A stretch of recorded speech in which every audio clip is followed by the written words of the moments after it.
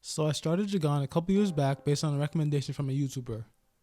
The series had still been in its early stages but had really intrigued me with its premise. This might have been around 2018, and there was so much to read and watch that I fell off the series for a long while.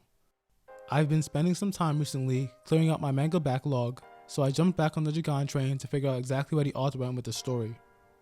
Jagaaan was written by Muneyuki Kanshiro, a writer who's known for crafting eccentric plots like Grass Roast and Blue Lock. He's a writer I've been following for a while now, so I felt well prepared for his surreal brand of storytelling, and Jagaaan met those expectations. Jagaaan starts with an incredibly bold first chapter. In it, we meet the series' protagonist, Shintaro Jagasaki, a pathetic, disillusioned cop who feels trapped by his own life. His only form of coping is knowing that if he was ever brave enough, he could kill all the people around him and even himself. The opening chapters center on the horrors of everyday modern life.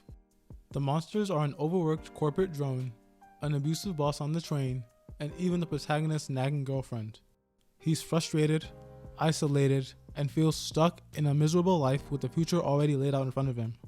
He wears an ugly fake smile, reflecting the bland social self that we create to interact with others without causing conflict. It's strange and lifeless, and most importantly, directly echoes the monster designs that begin to appear throughout Tokyo.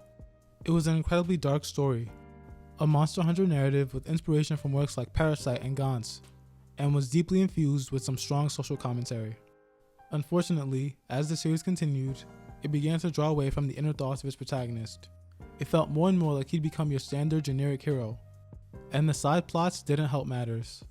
One thing you will find if you choose to read Jagaaan is that the author loves utilizing side plots, using relatively minor characters as plot devices to explore different aspects of those with monstrous powers and how it affects other people's lives.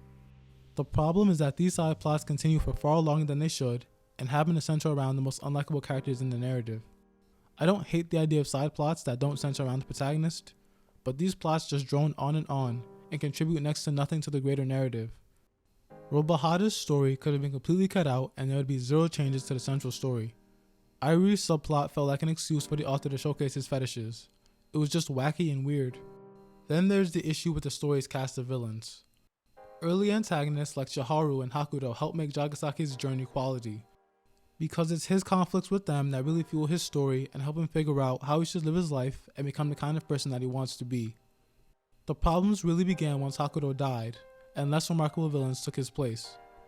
The moral of Jagaaan is that it's rare for people to fully understand themselves without letting loose and fully realizing their desires, even if it means going against social norms, and it's even rarer for different people to truly understand one another.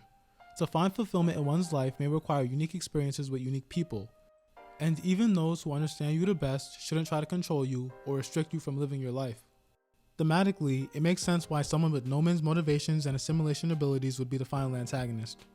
Narratively, he makes a lot more sense in this role than someone like Shiharu, even if I feel like the latter would have made for a better villain. The key problem here is that it felt like the direction that the story took after one of its last arcs came out of nowhere, and Nomen didn't end up feeling all that compelling either. It felt like the author wanted to get the story over with by this point but didn't want to rush it, and so the final climax that we ended up with just felt off and too long. Jagaan's pros are the art, character designs, its action, premise, and a few characters that are certainly worth reading for, including the protagonist. The cons are the random storylines, gratuitous sex scenes, and effectively every female character in the story being boring. I did like the main character's arc conclusion and his final dynamic with his new love interest, but the series couldn't stick the landing. The author threw in a lot and didn't quite know how to tie everything together.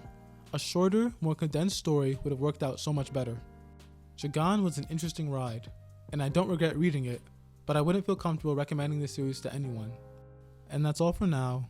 Feel free to like, comment, and subscribe if you enjoyed the video. It really helps me out, and I'll see you guys next time.